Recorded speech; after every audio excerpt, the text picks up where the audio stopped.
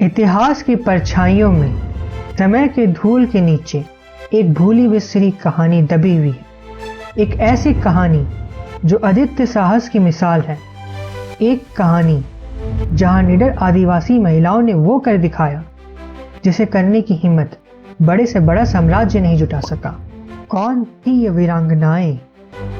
एक छोटी सी आदिवासी समुदाय ने इतिहास के सबसे शक्तिशाली साम्राज्य में से एक को कैसे चुनौती दी और क्यों उनकी ये गौरवशाली गाथा हमारे इतिहास की किताबों में दब सी गई है।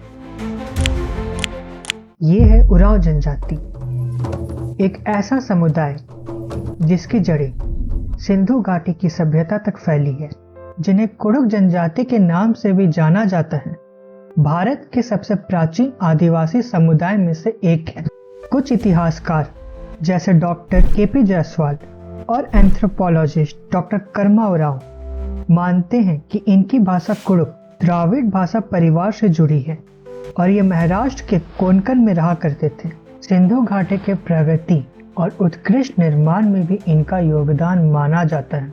इसके बाद यहाँ से पलायन करते हुए बिहार के सोम नदी के किनारे होते हुए रोहतासगढ़ में इनका आगमन 500 से 600 ईसा पूर्व में होता है।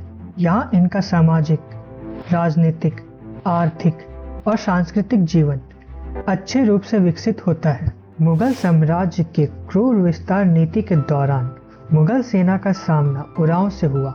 इस प्रथम युद्ध में मुगल सेना उरांव से बुरी तरह हार जाती है, लेकिन सरहुल पर्व की अगली सुबह जब उरांव जनजाति के सारे पुरुष गहरी नींद में सो रहे थे, तब मुगलों ने दोबारा हमला कर दिया।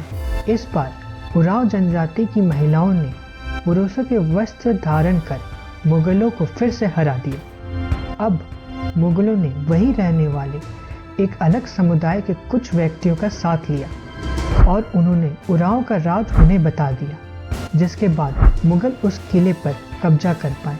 हार के बाद उरांव जनजाति के लोग महल के गुप्त रास्ते से निकलकर दो हिस्सों में बंट जाते हैं। एक समूह गंगा किनारे होते हुए राजमहल पहाड़ियों में बस जाते हैं और दूसरा समूह सोन नदी के किनारे होते हुए छोटा नागपुर के उत्तरी पश्चिमी भाग को अपना निवास स्थान बना लेते हैं।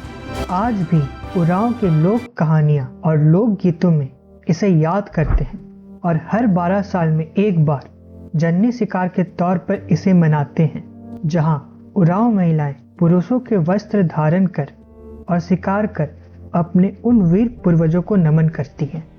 आखिर इस कहानी को हमारे इतिहास के किताबों से क्यों हटा दिया गया?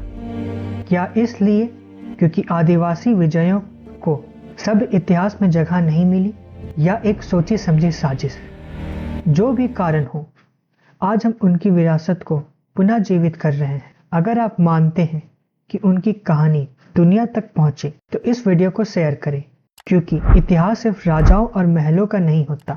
यह उनकी कहानी भी है जिन्होंने संघर्ष किया, विरोध किया और असंभव को संभव कर दिखाया।